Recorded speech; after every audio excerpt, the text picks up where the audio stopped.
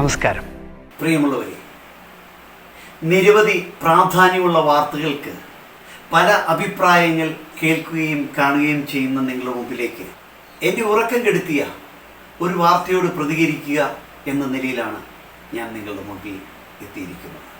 അത് നടന്നത് ചെന്നൈയിലാണ്. ആ ദൃശ്യത്തിൻ്റെ ഭാഗം ഒന്ന് കണ്ടിട്ട് നമുക്ക് മുന്നോട്ട് പോകാം.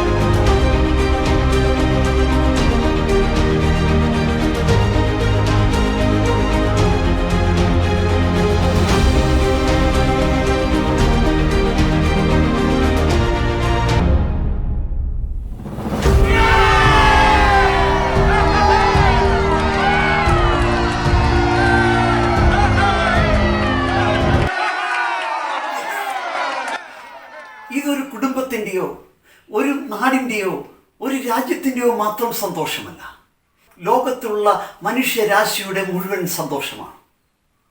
പക്ഷേ ആ അതിരുകളില്ലാതെ അലതല്ലിയ സന്തോഷത്തെ കുറെ സദാചാര പരീക്ഷകൾ തല്ലിത്തകർത്ത് കളഞ്ഞു.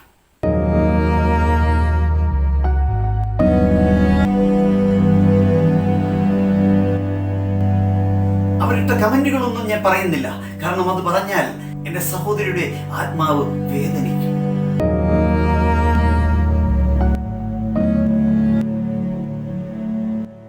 എന്തായാലും ഒരമ്മയെ, ഒരു സഹോദരിയെ 3 ദിവസങ്ങൾക്കുള്ളിൽ നെറികെട്ടവർ മാനസികമായി പീഡിപ്പിച്ച് കൊന്നു എന്ന് പറയുന്നതാവും ശരി.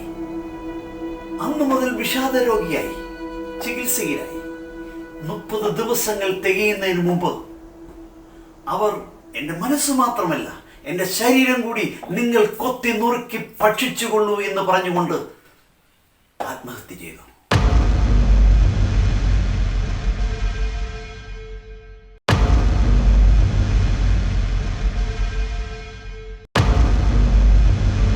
ഒരു അപകടം നടന്നാൽ, ഒരു മരണം നടന്നാൽ വേണ്ടാത്തതിനൊക്കെ ആക്ഷേപത്തിൻ്റെയും അവഹേളനത്തിൻ്റെയും വാക്കുകൾ മൊഴിയുന്നവരെ ഒന്ന് തിരിച്ചറിയുക. നിങ്ങളുടെ ഈ നെഗറ്റീവായ ചിന്തകളും വാക്കുകളും നിങ്ങളെ തന്നെയാണ് ഇല്ലാതാക്കുന്നത്.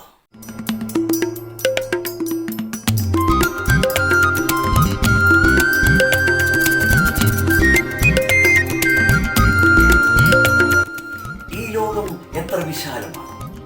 ആ വിശാലതയിലൂടെ നമ്മുടെ മനസ്സ് പാറിപ്പറന്ന് നടക്കട്ടെ.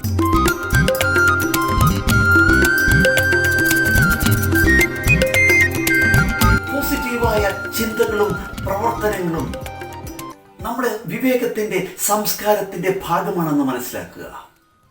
അത് നമ്മൾ പരിശീലിച്ചെടുക്കുക. പരസ്യത്തിൽ പറയുന്ന പോലെ ചിലപ്പോഴൊന്നും ചെയ്യാതിരിക്കുന്നതാണ് നല്ലതെന്ന് നമ്മൾ തിരിച്ചറിയുക. കാരണം വാക്കുകൾക്ക് ഇടിമിന്നലിൻ്റെ ശക്തിയുണ്ട്. വാക്കുകൾ കൊണ്ട് ഭരണകൂടത്തെ അട്ടിമറിച്ചവരുണ്ട്, ലോകത്തെ തന്നെ മാറ്റിമറിച്ചവരുണ്ട്. അതുകൊണ്ട് തന്നെ ഓരോ വാക്കും വളരെ ശ്രദ്ധിച്ചു വേണം നമ്മൾ ഉപയോഗിക്കുവാൻ. ഞാൻ അവസാനിപ്പിക്കുകയാണ്.